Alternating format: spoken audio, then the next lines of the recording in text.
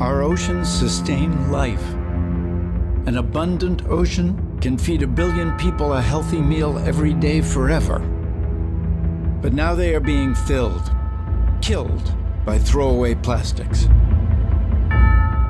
The equivalent of 1 garbage truck of plastic is dumped in the sea every minute. 17.6 billion pounds every year.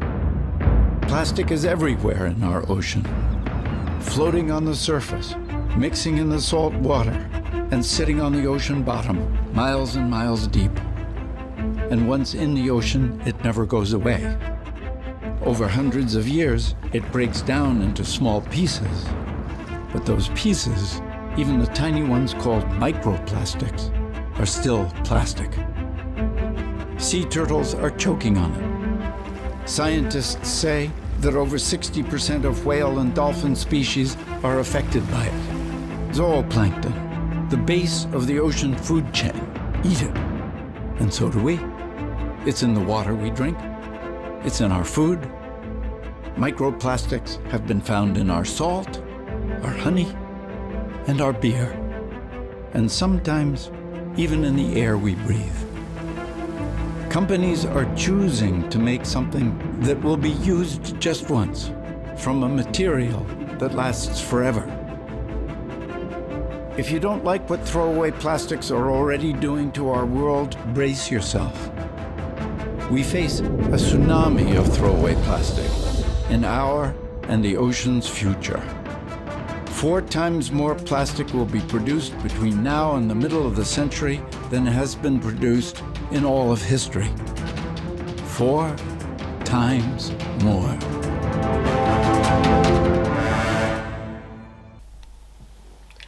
Over 2 million pieces of litter are dropped in the UK every day.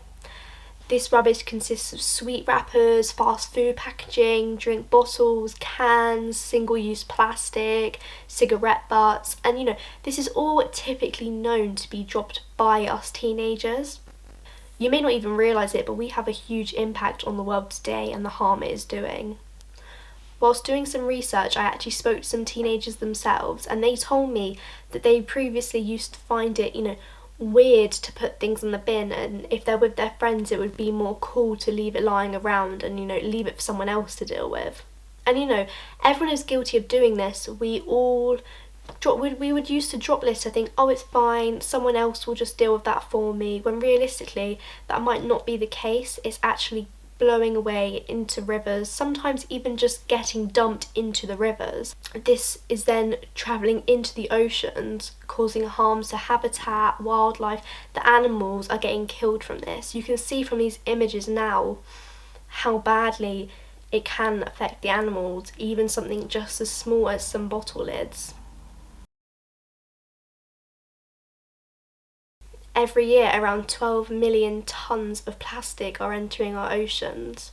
It is expected that by the end of 2022, if not before, there will be 29 million metric tonnes of plastic and rubbish in our oceans. As a result of all of this rubbish going into our oceans, there is a huge garbage patch in the North Atlantic Ocean. This patch is completely made up of rubbish and debris and plastic, everything that's just been dumped. This garbage patch is estimated to be hundreds of kilometres long. During my research, I actually found out that in each square kilometre there is 200,000 pieces of litter. From it getting so big, it is making it harder and harder to get rid of, and for this reason is only going to get bigger. But we can help maintain this by stopping the single-use plastic, stop dumping things everywhere. Is litter being left out a common thing you see every day? Yeah, less so in lockdown. Because no one was out, but currently around college and in everyday life, yes. Litter's everywhere. More so since lockdown. It got really bad just after lockdown when we were all allowed out, and everybody just sat taking their picnics everywhere because we couldn't go inside, and people just haven't stopped. Yeah, I see it all the time really where I live. It's disgusting. People they're just lazy. They don't want to go to a bin for whatever reason. It doesn't help that bins aren't anywhere either. So you walk down the street and you hardly ever see a bin anymore, especially in London and places like that. So yeah, people just decide that dropping litter is the right thing to do. Why do you think it's such a problem? Because people are lazy, really. In some scenarios, it might be because there aren't any bins. But you look, there's always a bin within less than 5-minute walk from where you are. It's not difficult to go to a bin. So I think people saying there's a lack of bins is just nonsense. I think it's because people just think, right, I'll chuck it away. It's not my problem. There's almost this attitude that because there's cleaners, it's their job to pick it up, and I think that's wrong, because if everybody was to drop 5 or 6 pieces of litter every day, they're not going to be able to clean that within a week. So it's bad attitude and mindset, but also I don't think fines are enforced a lot. Like, it's killing the planet. You know, leaving litter everywhere is not an ideal thing to do. There are bins for a reason. I think it's a huge problem, not only because litter's everywhere and it doesn't look nice to start with, but it's so dangerous. Like, animals are eating it, kids are picking it up, it's being blown around into the sea, into the water, into the rivers when it's windy and stuff like that. You walk down the Thames in London, the Thames is disgusting. It's just full of rubbish that people have either thrown in or it's just been blown in because people are leaving it places, and it's obviously having a huge harmful impact on our environment, on our animals, on our nature. So yeah, it's become a huge issue. Who do you think is the biggest culprit? I don't think there's one age group as such. I always feel young people are almost used as a scapegoat. Young people, they litter. But where do you think these young people get it from? Older people, really? 100% teenagers.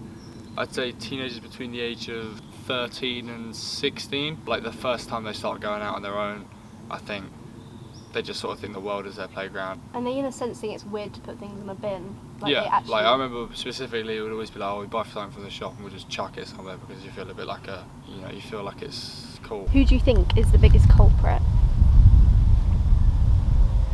I think the biggest culprit are uneducated people.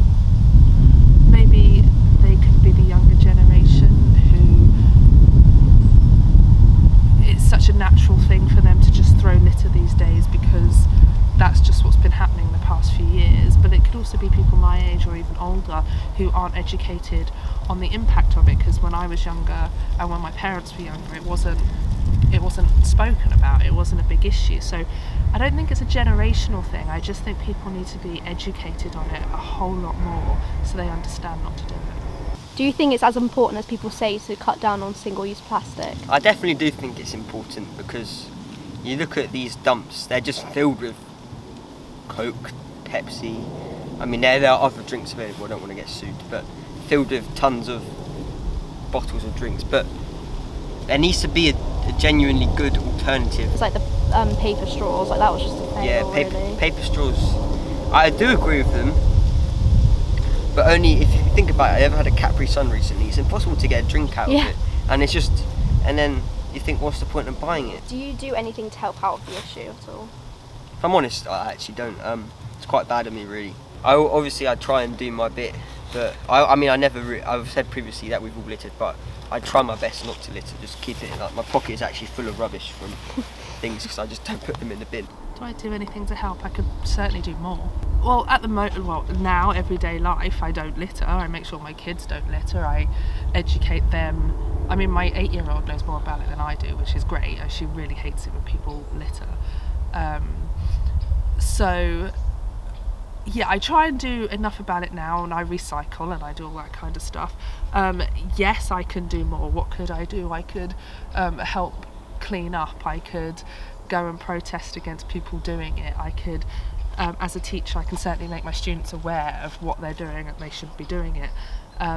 But even things like just leaving bottles in my classrooms and students not putting them in the bin is something that is a real big issue with people. So yeah, I could do an awful lot more.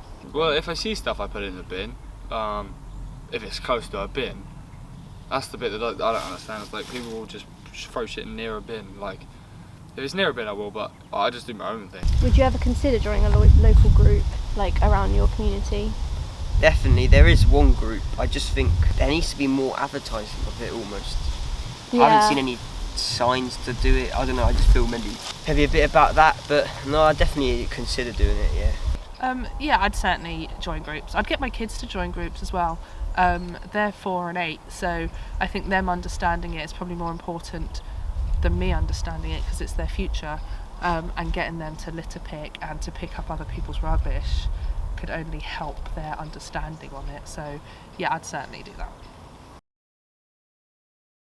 As you can see, there is a huge amount of plastic all over this beach covering what should be sand being seen here. It is all mainly wrappers and bottles that are used one time in their life before being disregarded onto land, where it has been dragged to places like this, where it actually lasts forever as it cannot decompose. A lot of the talk surrounding Reading Festival was on the amount of litter left afterwards. Over 100,000 people attended this festival in the summer of 2021. There are at least 2,300 tents left behind, followed by 600 sleeping bags. Thankfully, a lot of the tents and sleeping bags were donated to homeless shelters, but the rest, along with thousands of pieces of litter, had to be dumped into landfill, which will last forever, causing harm. Our planet simply cannot survive without help from us. There are big and little things that we can all do to help. Some bigger things that would have obviously a bigger impact and help is things like protests. There's always protests going on in London. Other big things, petitions, whether you make your own or just sign some other ones and spread the word, send out the petitions to other people to sign and help make them more aware. Some smaller things like stopping using single-use plastic when you can, or having some of your own research to look into what you could do in your home to help. Even things like, you know, getting your own reusable bags so you don't have to constantly be buying plastic bags when you go for a shop. This way these bags aren't, you know, getting brought home and then never used again. Another thing you could do is look into what your local community does. I think you'd actually be surprised on what they do without anyone even realising. For example, when I had a look, I realised actually there's a lot of groups that go out for litter picks. I found a group near to me in my village that go out once a week, every Saturday morning, on like a different area of their village and to help clear out. And this is where the next part of my documentary comes into place, as I contacted the runner of this group for his community, asked if I could come along, join in, like, you know, help out a bit, but also interview him and talk to him about a bit more about what he does and why he does it. He was more than happy for me to do this, so hopefully from this interview you can kind of see how much it can help. My name is Jacopo Lanzoni. I was born in Italy. I'm Italian and British. I live here in Naya Road in Caversham in Reading, and I work as a software engineer.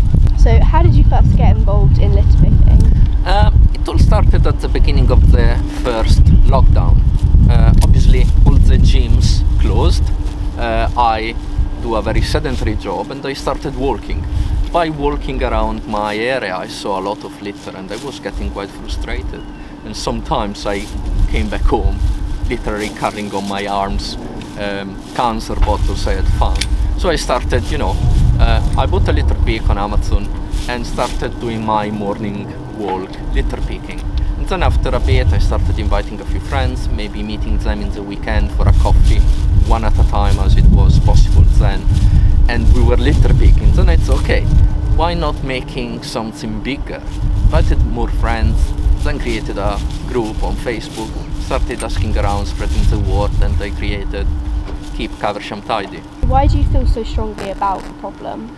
I think is a very strong duty of every citizen to keep the environment where they live clean and tidy.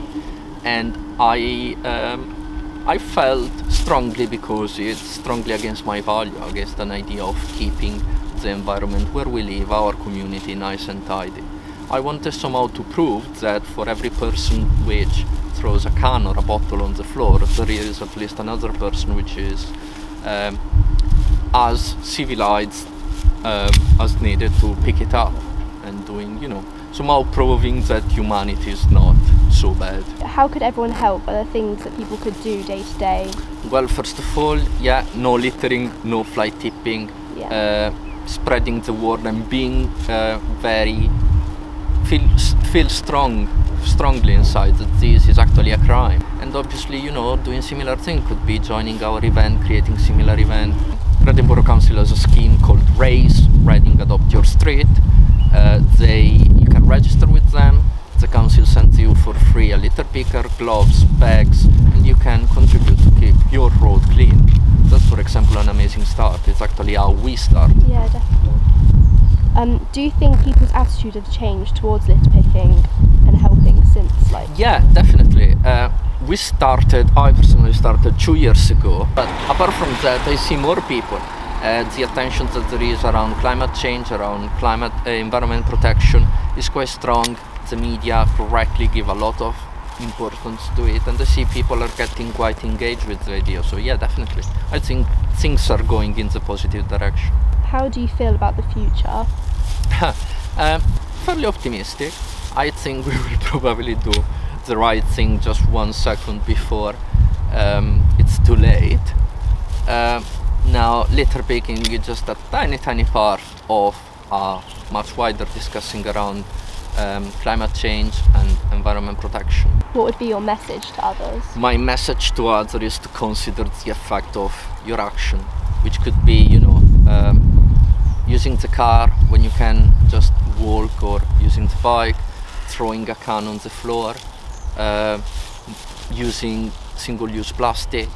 There are so many things we can do as citizens, as residents. This is not just a problem of big corporations, multinational. Yeah, it's actually a lot is up to them, but this is something where everyone can do a difference. Just try to measure how much litter you create at home and try to give yourself for the following months the target of creating 1 less bag of litter, or maybe trying to recycle more, or trying to do your own compost. I don't know if today was the case, but sometimes you literally find bags, big bags, just thrown behind the bushes. There is